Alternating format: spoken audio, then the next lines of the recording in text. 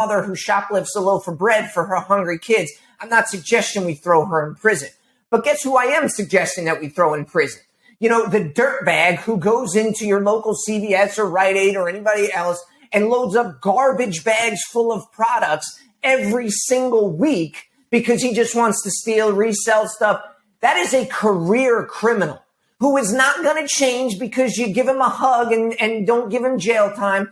The only thing he's going to respond to is being thrown in jail. And guess what? When he gets back out, he's going to do it again anyway. But at least for the period of time that he's in jail, he won't be able to prey on folks. That's a group of people that do so because they know there's no consequences to do otherwise. And that's the reality of it. You take away the deterrence, then you can expect more behavior. It's just normal, logic there. And, it's clearly not working, and it's cosing people their lives. It's causing quality of life. The very communities that a lot of these policies, a lot of these cities that adopt these policies that think that they're protecting are really the ones that are impacted the most. And that's the reality of it. Yeah. And it's frustrating too, because you know what? Every community deserves to be safe. Every community member should feel like they can walk their kids to school safely. Every community member should be able to go to a grocery store nearby their house or go to a bank nearby their house. But with all these businesses shutting, we're completely ruining those communities. I mean, we're literally losing urban communities for a generation because of these policies. So when are we going to start talking about the people that are impacted by it? You mentioned it several times. They deserve to have a good quality of life.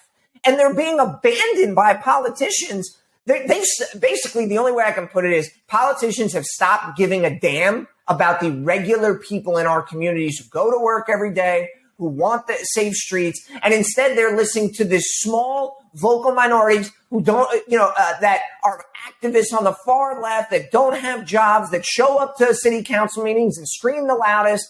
And we are just responding now to emotional outbursts and emotional arguments instead of using facts, hard data, subject matter experts to figure out how we can solve these problems. I mean, it's within our realm of possibility to fix this because we've done it before. Does anybody remember that our urban communities used to be rife with violent crime? But what we did is we embraced the rule of law. We used broken windows theories. We vehemently prosecuted violent criminals. We obviously didn't have bail reform back then. We should stop doing that as well. But I'm saying we can make a difference.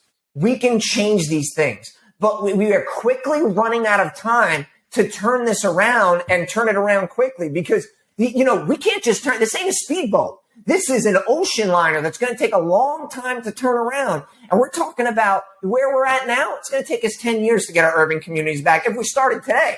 And judging by how politicians are acting, there doesn't seem to be a lot of motivation to fix things. Well, Joe, I have to, just point out just a few short years ago, the FOP was one of the only, certainly only rank and file organization, but one of the very few organizations that actually sat down with the president and said, you know what, the criminal justice system is broken. We do need to make some drastic changes and pass the First Step Act. The First Step Act was probably the greatest or the largest advancement in policing in probably 50 years. So it's not a matter of just taking people off the streets. And I've always seen my role as a law enforcement officer is to try and correct behavior. There's a lot of ways to correct that behavior. If there's, there are people out there that are one-off, they get in trouble. It's a teachable moment for them. Then they generally don't get in trouble again. There are others that are habitual. And that's the ones that we really need to focus on. We need to focus on the ones that continue in an escalation that in time deteriorate the quality of our communities. And look, there's another side to this. Without our intervention, without us stopping those people who go into the CVS and steal everything in it, well, all we're doing is creating a path for them to become career criminals because they're not going to stop there. It's that intervention that could very well reverse it. So there's so many dynamics to this. It doesn't seem to be working, and it doesn't just seem to be realized by a lot of communities that continue. But I also have to say this. You look at where we were a year ago. I mean, our jobs, our communities aren't any safer today than they were, a while back.